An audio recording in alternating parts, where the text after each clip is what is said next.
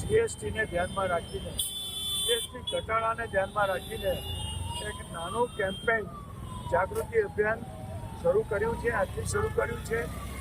29મી તારીખ સુધી આ કેમ્પેન ચાલશે અને એમાં દેશના નાગરિકોને અમે જણાવીશું કે અમૂલની ચીજ હોય, હેન્ડલૂમ હોય કે પછી નાની મોટી અનેક ચીજ વસ્તુ હોય જેમાં ભાવ ઘટાડો થયો છે અને એને કારણે ગરીબ વર્ગનું નાગરિક હોય, મધ્યમ વર્ગનું નાગરિક હોય, એની પરચેસ પાવરની કેપેસિટી વધી ગઈ છે.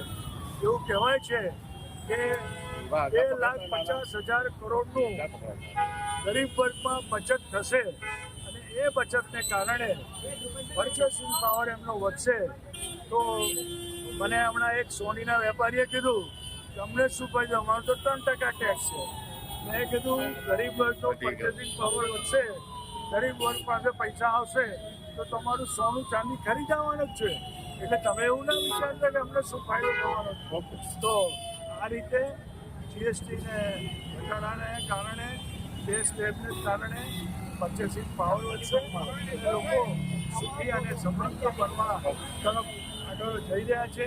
આ ઐતિહાસિક નિર્ણય છે અને દેશે વધાવી છે. સર્વાધિક લોકપ્રિય નેતા અને ગુજરાતના પનોતા પુત્ર આદરણીય વડાપ્રધાન માન્ય નરેન્દ્રભાઈએ જે વિઝન દેશની સામે રાખ્યું છે વિકસિત ભારત પૂર્ણ કરવા માટે અર્થતંત્રને પણ મજબૂત કરવાની આવશ્યકતા છે. એટલા માટે GST 2.0 next generation GST launch કરીને જે દેશ લેવલ પર જીએસટી લઈ આવ્યા એનો સીધો લાભ ગરીબ વર્ગ, મધ્યમ વર્ગ અને તમામ વર્ગના લોકોને મળવા જઈ રહ્યો છે. એની શુભ શરૂઆત 22 છે અને અનેક લોકો એનો બેનિફિટ લઈ રહ્યા છે. ઘણા લોકો મને આ 2 દિવસો મળ્યા છે.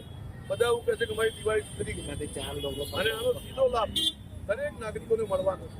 આપણા અર્થતંત્રને ચોથા નંબર પર, ત્રીજા નંબર પર પહોંચાડવા માટે આપણે સૌએ 140 કરોડ ભારતવાસીઓએ આદરણીય નરેન્દ્રભાઈના વિઝનને સપોર્ટ કરીએ અને આત્મનિર્ભર ભારત, સ્વદેશીની વસ્તુઓનો આગ્રહ જે પ્રકારનું આપણને સૂચન કરવામાં આવ્યું છે કે જો 140 કરોડ ભારતવાસીઓનું પાલન કરશે તો જરૂરથી આપણું અર્થતંત્ર વિશ્વનું સૌથી સારું અર્થતંત્ર બનતા કોઈ રોકી નહીં શકે. આ બધી જાગૃતતા લાવવા માટે ભારતીય જનતા પાર્ટી વડોદરા મહાનગર દ્વારા આજે વેપારી વર્ગને સમજાવીને જીએસટીનો નાગરિકોને મળે એ પ્રકારનો એક નમ્ર પ્રયાસ ભારતીય જનતા પાર્ટી આરંભ કરાવ્યો.